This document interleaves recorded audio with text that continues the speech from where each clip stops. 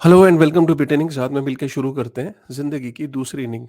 RBI के governor ने एक इतनी स्ट्रांग बात बोली। उन्होंने बोला, मार्क माय वर्ड्स, अगर क्रिप्टो को हमने रेगुलेट करने की कोशिश करी या क्रिप्टो को अलाउ किया, तो जो अगला फाइनेंशियल क्राइसिस होगा दुनिया के अंदर, जैसे 2008 में फाइनेंशियल क्राइसिस आया था, अगला फाइनेंशियल क्राइसिस जो आएगा वो क्रिप्टो की वजह से आएगा। ये आरबीआई के गवर्नर की कल वर्ड्स थे। अब अगर आप क्रिप्टो के फ्यूचर को लेके इंडिया के अंदर आप होपफुल थे, या आप सोच रहे थे कि इंडिया के अंदर यार वाकई क्रिप्टो कभी ना कभी किसी ना किसी पॉइंट पे रेगुलेट हो जाएगा, ट्रस्ट मी, कल जो उन्होंने बात बोली है बिजनेस स्टैंडर्ड के फंक्शन में, उससे कोई डाउट नहीं रहा है कि आरबीआई के गवर्नर या आरबीआई सोचता क्या है क्रिप्टो के लिए। और ये क्लियर हो गया है कि उन्होंने अगर कोई इतना बड़ा, देखिए, एक होता है कि एक ये कहना कि crypto can lead to trouble in future, एक होता है मार्क माय वर्ड्स। ये एक तरीके की पर्सनल कमिटमेंट हो गई है कि फ्यूचर के अंदर क्रिप्टो की वजह से फाइनेंशियल क्राइसिस आएगा फ्यूचर में, अगर हमने क्रिप्टो को अलाउ किया या रेगुलेट करने की कोशिश करी। देखिए, होता क्या है, आरबीआई के गवर्नर के इतने सख्त स्टांस से ये पता लगता है कि अगर गवर्नमेंट के अंदर कोई कमेटी अगर प्रपोज भी करती है, तो आरबीआई अगर इतना अगेंस्ट है, तो इसमें 110% एक टसल दिखती है कि अब अगर गवर्नमेंट चाहती भी है कि वेब थ्री को या क्रिप्टो को थोड़ा-सा रेगुलेट करते हैं या फिगर आउट करते हैं, या कोई कमेटी प्रपोज़ करती है कि दुनिया भर में तो काफ़ी कुछ एक्शन हो रहा है, चलो हम भी कुछ ऐसे करने की कोशिश करते हैं। लेकिन आरबीआई का जो स्टांस है, वो देख के ऐसा लगता है कि कहीं न कहीं ये चीज़ें बहुत जल्दी रेगुलेट नहीं होने वाली हैं, अगर होंगी भी, क्योंकि देखिए, गवर्नमेंट आरबीआई के अगेंस्ट नहीं जा सकती। गवर्नमेंट जो है आरबीआई पे टोटली डिपेंडेंट है, और आरबीआई भी गवर्नमेंट के साथ मिलके काम करता है। तो ऐसा नहीं होता है कि दोनों एंटिटीज़ में से कोई एक लेस पावरफुल है। आरबीआई पूरे मॉनेटरी सिस्टम को चलाती है देश के। आप सोचो कि आरबीआई मनी के सारे फंक्शन से लेके सारे मॉनेटरी पॉलिसीज़ को इम्प्लीमेंट करना, मॉनेटरी पॉलिसीज़ को एग्ज़ीक्यूट करना, इन्फ्लेशन को कंट्रोल में करना, मनी सप्लाई को देखना, ये सारी चीज़ें गवर्नमेंट की एक मशीनरी का सबसे अहम हिस्सा है आरबीआई। तो आरबीआई के अगेंस्ट नहीं जा सकती गवर्नमेंट। हाँ, ये ज़रूर हो सकता है कि गवर्नमेंट आरबीआई को कन्विंस ज़रूर कर सकती है, लेकिन इतना सख्त स्टांस के बाद मुझे नहीं लगता कि कोई मिडल पाथ निकलेगा। ऐसा नहीं होने वाला कि कोई बीच का रास्ता निकल जाता ना, क्योंकि बीच का रास्ता तब निकलता है जब थोड़ी-सी कोई लचक दिखे। मुझे नहीं लगता कि कल के जो ये कहना कि मार्क माय वर्ड्स, ये एक तरीके की बहुत बड़ी कमिटमेंट होती है। जैसे कहते हैं ना कि लिख लेना बात को, मतलब जैसे मैं कई बारी हम अपने दोस्तों में कहते हैं ना, इस बात को लिख लेना, ये होगा। तो आप क्या कह रहे हो? आप एक तरीके की वचन दे रहे हो, पर्सनल कमिटमेंट है आपकी कि ये ऐसा ही होगा। सो ये कल बहुत इम्पोर्टेंट था, क्योंकि देखिए क्या होता है कि किसी भी भाषण में या किसी भी अ जब आप लाइन्स को बोलते हो पब्लिक मीटिंग्स के अंदर, तो उसमें आपकी कितना बिलीफ है, वो आपके बात करने के स्टाइल से पता लग जाता है। इसी को तो कहते हैं ना कि बॉडी लैंग्वेज, और आपकी किस तरीके से आपके हाव-भाव है, वो पता लग जाता है। तो कल बड़ा इम्पोर्टेंट था। अगर आपने वो वीडियो मिस किया है, मैं वीडियो मैं यहाँ चलाऊँगा नहीं। अगर आपने वो वीडियो नहीं देखा है, तो आप बिटनिंग पे जाके वो देख सकते हैं। ये वो वीडियो है, थोड़ा-सा वीडियो 2 मिनट का है, मैं आपका ज़्यादा टाइम नहीं लूँगा। ये वीडियो आपको देखना चाहिए, मैं लिंक इसमें नीचे डिस्क्रिप्शन में डाल दूँगा, तो आपको यहाँ से पता लग जाएगा। उसके बाद मैंने पॉइंट बाय पॉइंट यहाँ पे चीज़ों को थोड़ा-सा ना क्लैरिफ़ाई करने की कोशिश करी है कि क्या आरबीआई के कंसर्न थे। उन आरबीआई के कंसर्न्स को मैंने एक कोशिश करी है आपको बताने की, मैं करता हूँ, ठीक है? तो सबसे पहले उन्होंने, आरबीआई के जो गवर्नर हैं, उन्होंने बोला कि ये बात बोली कि देखा, हमने एफटीएक्स के बारे में, एफटीएक्स से पता चलता है कि जो आरबीआई का जो स्टांस था क्रिप्टो के लिए, वो ठीक था। आज एफटीएक्स के फॉलआउट से पूरी दुनिया देख रही है, तो इसका मतलब क्रिप्टो का क्या के बारे में जो हमारे ओपिनियन थे, व्यूज़ थे, कहीं न कहीं वो करेक्ट होते दिख रहे हैं।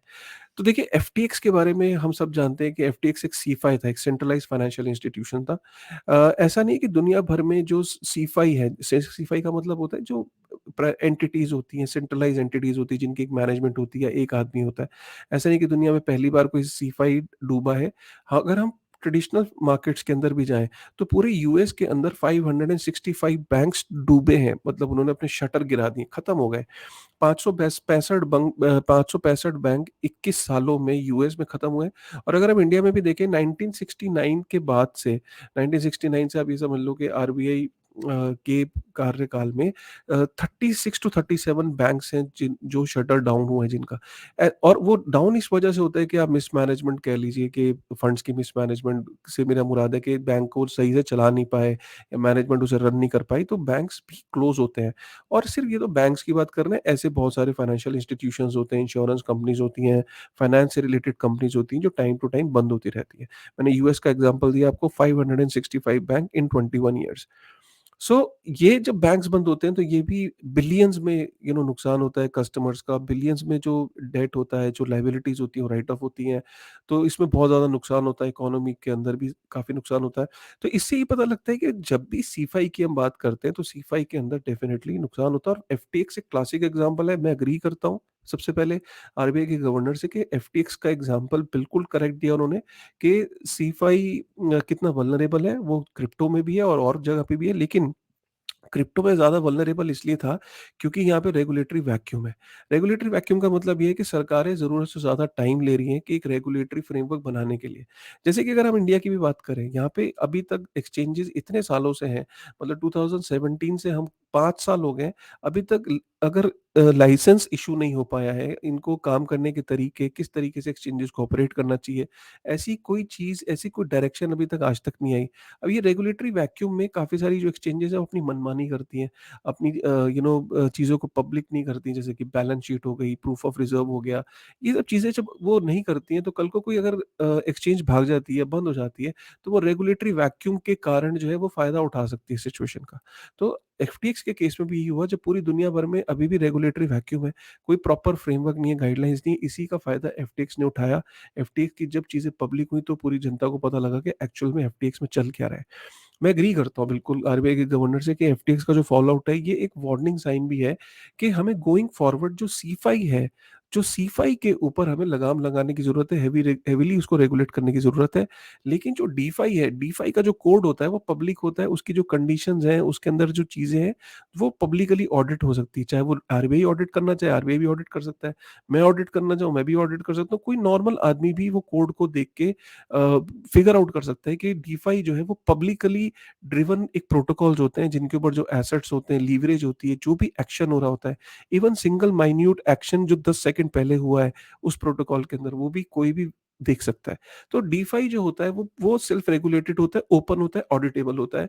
लेकिन जो सीफाई होता है वो बंद दरवाज़ों के पीछे होता है, उसकी मैनेजमेंट क्या कर रही है, इसका कुछ पता नहीं होता है। तो मैं 100% एग्री करता हूँ कि फ्यूचर जो है क्रिप्टो का वो डीफाई है, वो सीफाई नहीं है। आप दिन-प्रतिदिन देखते चले जाओगे कि एफटीएक्स के कारण अब क्या हुआ है, बहुत सारे लोग एक्सचेंजेस से पैसा निकाल रहे हैं और वो डीफाई की तरफ अट्रैक्ट हो रहे हैं, डीफाई पे जा रहे हैं। डीफाई ग्रो कर रहा है और सीफाई जो है श्रिंक हो रहा है। यहाँ तक कि बाइनेंस के फाउंडर का भी कहना है कि आने वाले टाइम में हो सकता है कि बाइनेंस जैसी एक्सचेंज एग्जिस्ट ही ना करे, सारा का सारा डीफाई हो जाए। नॉन कस्टोडियल वॉलेट्स के बारे में भी लोग अवेयर हो रहे हैं। तो ये बात मैं बिल्कुल एग्री करता हूँ। दूसरी चीज़ उनका ये कहना है कि प्राइवेट क्रिप्टो करेंसीज़ जो हैं, उनका कोई अंडरलाइन कुछ कोई उनका बेस नहीं होता, और सारी की सारी जो प्राइवेट क्रिप्टो करेंसीज़ हैं, इनका कोई फ्यूचर नहीं है और इनकी कोई अंडरलाइन उनकी कोई वैल्यू नहीं होती।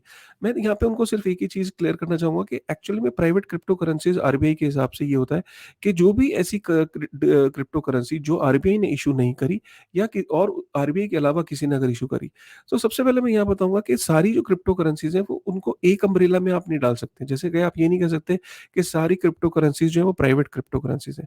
कुछ क्रिप्टो करेंसीज़ जो हैं उनके पीछे कोई इश्यूअर ही नहीं है। इसीलिए जो क्रिप्टो करेंसी है टोटल वो 4 भागों में डिवाइड होती है। सबसे पहले कमोडिटी, दूसरे नंबर पे आपका यूटिलिटी टोकन, तीसरे नंबर पे स्टेबल कॉइन और चौथे नंबर पे आपका सिक्योरिटीज़। सबसे पहले हम समझते हैं कमोडिटी क्या होती है। कमोडिटी होती है जैसे कि कोई भी ऐसी चीज़ जो कि जिसका कोई इश्यूअर नहीं है, जैसे कि गोल्ड हो गया, तेल हो गया, ये जो कमोडिटीज़ हैं, केरोसिन ऑयल हो गया, ये जो कमोडिटीज़ है इनका कोई इश्यूअर नहीं होता। नेचुरल प्रोडक्ट एंड मेटल्स है ना, तो ये ज़मीन के नीचे से निकल रहे हैं या इनको कोई आप आर्टिफिशियली नहीं क्रिएट कर सकते, जैसे ऑयल हो गया, गोल्ड हो गया। तो इसीलिए जो कमोडिटीज़ हैं, ये आपकी एट विल इनकी प्रोडक्शन नहीं आप बढ़ा सकते और इनका कोई इश्यूअर नहीं होता। ये पब्लिक गुड होते हैं। सिमिलरली बिटकॉइन का भी कोई इश्यूअर नहीं है। इसकी इस इसकी जो सप्लाई है सकते हैं, इसका कोई ये प्री माइन नहीं हुआ था, इसका कोई ने इसको इश्यू नहीं किया। एक तरीके का सॉफ्टवेयर है, जिसको कोई भी पब्लिकली एक्सेस कर सकता है अपने लैपटॉप के थ्रू। और जो बिटकॉइन है वो लिमिटेड इन सप्लाई है, इसकी सप्लाई एट विल नहीं बढ़ाई जा सकती। तो इसीलिए यूएस के अंदर भी इसको कमोडिटी की श्रेणी में लाने की बात चल रही है, कंसेंसस है वहाँ पे। उसके बाद आपका यूटिलिटी टोकन आता है, जैसे कि आपका इथेरियम है। इथेरियम के केस में अगर आपको इथेरियम के ऊपर बहुत सारी एप्लीकेशंस बन रही हैं, डिसेंट्रलाइज्ड एप्लीकेशंस, अगर आप उन एप्लीकेशंस को बनाना है, यूज़ करना है, तो आपको वहाँ पे गैस फीस के रूप में इथेरियम चाहिए होता है। तो Ethereum as a gas fees use होता है। तो अगर इथेरियम ब्लॉकचेन के ऊपर कुछ भी एक्शन करना है, कोई स्मार्ट कॉन्ट्रैक्ट डिप्लॉय करना है, कोई फंड ट्रांसफर करने हैं, कोई एप्लीकेशन बनानी है, तो आपको इथेरियम की ज़रूरत पड़ती है। तो Ethereum is the utility token of the Ethereum blockchain. बिना उसके ब्लॉकचेन पे आप काम नहीं कर पाओगे। इथेरियम एक डिसेंट्रलाइज्ड इंटरनेट भी है फ्यूचर का। तो इथेरियम को हुआ तो शुरू वो आईसीओ के थ्रू था, लेकिन आज वो इतना डिसेंट्रलाइज हो गया है कि वो उसके अंदर किसी एक सिंगल एंटिटी का वर्चस्व या नहीं, उसका कोई कंट्रोल नहीं है, ना ही कुछ ग्रुप ऑफ इंडिविजुअल्स का कंट्रोल है। वो अब एक हद तक काफी डिसेंट्रलाइज हो चुका है। बिटकॉइन के बाद अगर किसी को डिसेंट्रलाइज प्रोटोकॉल माना जाता है तो वो इथेरियम है। तीसरे नंबर पे आपकी आते हैं स्टेबल कॉइन्स। स्टेबल कॉइन्स की जो वैल्यू होती है, उनको जनरली कोई एंटिटी या नेशन ही इशू करता है। एक स्टेबल कॉइन के पीछे एक फियाट करेंसी की वैल्यू होती है, जैसे एक यूएसडीटी के पीछे एक डॉलर होता है। सिमिलरली डिसेंट्रलाइज्ड स्टेबल कॉइन्स होते हैं जैसे डाई, उनकी वैल्यू भी यूएसडी के लिए मेंटेन होती है थ्रू स्मार्ट कॉन्ट्रैक्ट्स, राइट? उसकी कुछ परमुटेशन कंडीशंस होती हैं जो मीट आउट होती रहती हैं, जो कि ओपन ऑडिटेबल होती हैं। फिर आपका आ जाता है सिक्योरिटीज इश्यूज है। सिक्योरिटीज में क्या होता है कि कोई भी कंपनी कोई प्रोजेक्ट क्रिप्टो के अंदर फंड रेज करता है और बदले में जो जिनसे फंड रेज कर रहा है उनको टोकन इशू कर देता है।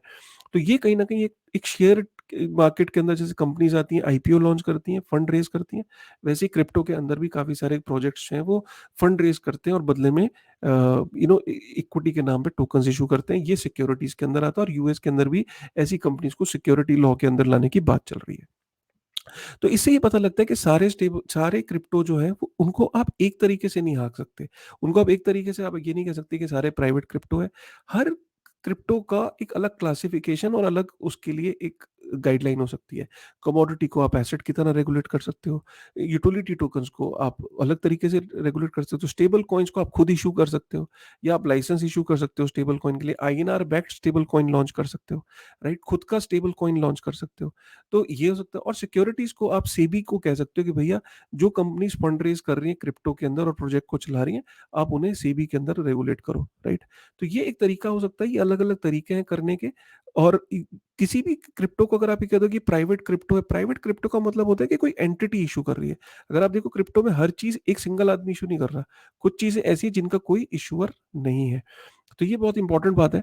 और जो अंडरलाइंग जो वैल्यू है, काफ़ी क्रिप्टोज़ की अंडरलाइंग वैल्यू के बारे में मैं चर्चा नहीं करूँगा, लेकिन जैसे बिटकॉइन हो गया, उसकी अंडरलाइंग वैल्यू ये है कि उसने पहली बार एक डिसेंट्रलाइज्ड मॉनेटरी नेटवर्क में डबल स्पेंडिंग नहीं आप कर सकते, कि बिटकॉइन ने करके दिखाया। 2008 से पहले पॉसिबल नहीं था। बिटकॉइन ने 2008 में करके दिखाया, तो यही उसकी इंट्रिंसिक वैल्यू है। इंट्रिंसिक वैल्यू होती है कोई भी इनोवेशन होती है, उसकी इंट्रिंसिक वैल्यू क्या है? वो इनोवेशन ही खुद की इंट्रिंसिक वैल्यू। जैसे इलेक्ट्रिसिटी क्या है? इलेक्ट्रिसिटी जब इनोवेट हुई, हवाई जहाज इनोवेट हुआ, उसकी वैल्यू क्या है? आज इतनी ट्रिलियन डॉलर बिलियन डॉलर की इंडस्ट्री क्रिएट हो गई, लोगों को सहूलत मिली, तो वो उसकी इंट्रिंसिक वैल्यू है उस इनोवेशन की। सिमिलरली बिटकॉइन की जो इनोवेशन है, जो डबल स्पेंडिंग नहीं हो सकती डिसेंट्रलाइज्ड मॉनेटरी नेटवर्क में, वो उसकी इनोवेशन है। तो यहाँ से उसकी यूटिलिटी ड्राइव होती है, यहाँ से इंट्रिंसिक वैल्यू ड्राइव होती है। इथेरियम की भी इंट्रिंसिक वैल्यू उसकी यूटिलिटी टोकन से ड्राइव होती है, कि जिस तरीके से वो यूज होता है एक पब्लिक ब्लॉकचेन के अंदर। तो ये काफी सारी चीजें हैं। प्लस अगर आपको गोइंग फॉरवर्ड ये किस तरीके से इंडियन इकोनॉमी को हेल्प कर सकती है, दुनिया को हेल्प कर सकती है। जैसे बिटकॉइन को अभी ये बोला गया कि हार्वर्ड के एक रिसर्च पेपर में एज अ रिजर्व यूज हो सकता है। सेंट्रल बैंक इसे एज अ रिजर्व रख सकते हैं अपने गोइंग फॉरवर्ड 2025 से। हार्वर्ड का रिसर्च पेपर आया है। बीआईएस ने, जो बैंक्स ऑफ इंटरनेशनल सेटलमेंट है, जो सेंट्रल बैंक्स का भी सेंट्रल बैंक है, उनको गाइडलाइन इशू करता है। उसने बोला है कि 2025 से आप 1-1.5% 2% का एक्सपोजर ले सकते हो, क्रिप्टो को रिजर्व में रख सकते हो। उसमें भी जो मुझे लगता है कि क्रिप्टो में बिटकॉइन एक ऐसे लगता है कि जिसको हो सकता है गोइंग फॉरवर्ड बैंक्स जो है, सेंट्रल बैंक्स अपने रिजर्व में रख सकते हैं। तो उसने भी बैन करने की बात नहीं बोली, उसने बोला कि हाँ, आप एक्सपोजर ले सकते हो 2025 के बाद। वो भी डिपेंडिंग अपॉन कि बैंक्स अब इस पे विचार कर सकते हैं, बट बीआईएस ने इसे प्रपोज कर दिया है। तो गोइंग फॉरवर्ड कल को आप रिज़र्व में रख सकते हो, hedge against the international risk. कोई आपको सैंक्शन करता है तो उसमें आपका बिटकॉइन इस्तेमाल हो सकता है, बिकॉज़ बिटकॉइन के नेटवर्क को कोई सैंक्शन नहीं कर सकता। तो ये एक इम्पोर्टेंट चीज़ है। उसके अलावा जो वेब 3 है, वेब 3 के अंदर काफ़ी सारी चीज़ें डिसेंट्रलाइज़ हो रही हैं, डिसेंट्रलाइज़ सोशल मीडिया, डिसेंट्रलाइज़ आइडेंटिटीज़, आपकी डिसेंट्रलाइज़ प्रॉपर्टीज़, एनएफटीज़, ये सारी चीज़ें भी डेवलप हो रही है। काफ़ी सारी चीज़ें चलेंगी, काफ़ी सारी चीज़ें नहीं चलेंगी। तो गोइंग फॉरवर्ड आप इसका जो आपकी इकोनॉमी में फ़ायदा ही होगा। सो बेसिकली जो फाइनेंशियल रिस्क की बात करी कि क्रिप्टो को अगर रेगुलेट किया तो क्रिप्टो के can lead to financial risk, मेरा यहाँ पे दूसरा कहना है। फाइनेंशियल रिस्क होता क्या है? फाइनेंशियल रिस्क ये होता है कि जब काफ़ी सारे बैंक्स डूब जाते हैं, काफ़ी सारी इकोनॉमी, काफ़ी सारी कंपनीज़ डूब जाती हैं, जैसे कि हमने 2008 के अंदर देखा। तो यहाँ पे अगर आपकी इकोनॉमी बढ़ती चली जाएगी, अगर वेब 3 के अंदर कंपनीज़ बढ़ रही हैं, एम्प्लॉयमेंट बढ़ रही है, तो आपकी कंपनीज़ तो स्ट्रॉन्ग होंगी, आपकी इकोनॉमी के अंदर जीडीपी के अंदर कंट्रीब्यूशन होगा। तो जीडीपी के अंदर जब वेब 3 का कंट्रीब्यूशन होगा, जब बिटकॉइन के अंदर जो जो आपकी रिज़र्व में काम आ सकता है, आपकी इंटरनेशनल पेमेंट्स में, सेटलमेंट में काम आ सकता है। तो इससे ये पता लगता है कि कल को ये जो इंडस्ट्री है, जो कि ट्रिलियन डॉलर इंडस्ट्री है, इसकी कहीं न कहीं इफ़ेक्ट्स, इसके जो फ़ायदे हैं वो आपकी इकोनॉमी में, आपकी ग्रोथ में काम आ सकते हैं, एम्प्लॉयमेंट में काम आ सकता है, आपकी जीडीपी में कंट्रीब्यूट कर सकता है। लेकिन बात सिर्फ़ इतनी सी है कि आपको इंडस्ट्री को चलाना कैसे है, इसको रेगुलेट कैसे करना है, इसको समझना कैसे है। मैं मानता हूँ कि इसको करने के लिए स्टेक होल्डर के साथ बैठना और इस चीज़ को समझने की ज़रूरत है, रादर देन कि इसको एफटीएक्स के पॉइंट ऑफ व्यू से देखना। एफटीएक्स एक सेंट्रलाइज़्ड फाइनेंशियल इंस्टीट्यूशन था, एक फ्रॉड, शुरू से एक उसने एक स्कैम को लेके चला, जिसके कारण ये ऑब्वियसली एक बहुत बड़ा स्कैम था, एक रेगुलेटरी वैक्यूम की कमी थी। लेकिन यही तो काम रेगुलेटर्स का है, यहीं पे तो काम आरबीआई का है, यहीं पे तो काम सेंट्रल बैंक्स का है कि वो आएँ और उनकी एक्सपर्टीज़ ही यही है कि वो जो रिस्क्स हैं बिज़नेस से रिलेटेड और इंडस्ट्री से रिलेटेड, उसको मिटिगेट करते हैं। तो यहीं पे उनको एक उल्टा सॉल्यूशंस लेके आने आने चाहिए। तो यही मेरा यहाँ पे टेक है। अगर वीडियो को आपने एंड तक नहीं देखा आरबीआई के, तो उस वीडियो को ज़रूर देखिएगा। तो ये मेरा ये मानना है कि लेकिन क्योंकि ये तभी पॉसिबल है जब काफ़ी सारे स्टेक होल्डर्स बैठे, तभी ये बात आप आगे तक पहुँचा पाओगे। तो आपको ये वीडियो कैसा लगा? क्या आपके थॉट्स हैं? उसको नीचे कमेंट करके ज़रूर बताइएगा और लाइक ज़रूर कर दीजिएगा, राइट? और फ्यूचर जो है क्रिप्टो का थोड़ा-सा इंडिया में डाउटफुल लगता है मुझे, बिकॉज़ आरबीआई के कल के स्टांस के बाद थोड़ा-सा जो ऑप्टिमिज़्म बना था, वो कहीं न कहीं डाउटफुल है। लेकिन let's see, as as things progress world wide, हो सकता है कि आगे चल के कुछ ओपिनियन चेंज हो जाएँ। But for the time being if you had any doubts कि क्या फ्यूचर है क्रिप्टो का, तो आपको क्लैरिटी मिल गई। और मेरे आपको आंसर्स कैसे लगे, सजेशंस कैसे लगे, इसको ज़रूर बताइएगा। इनफैक्ट मैंने एक ट्वीट भी किया है, जो काफ़ी लंबा थ्रेड है, उसको भी आप नीचे डिस्क्रिप्शन में डाल दूँगा, उसको ज़रूर चेकआउट करिएगा। With this thought, thank you very much.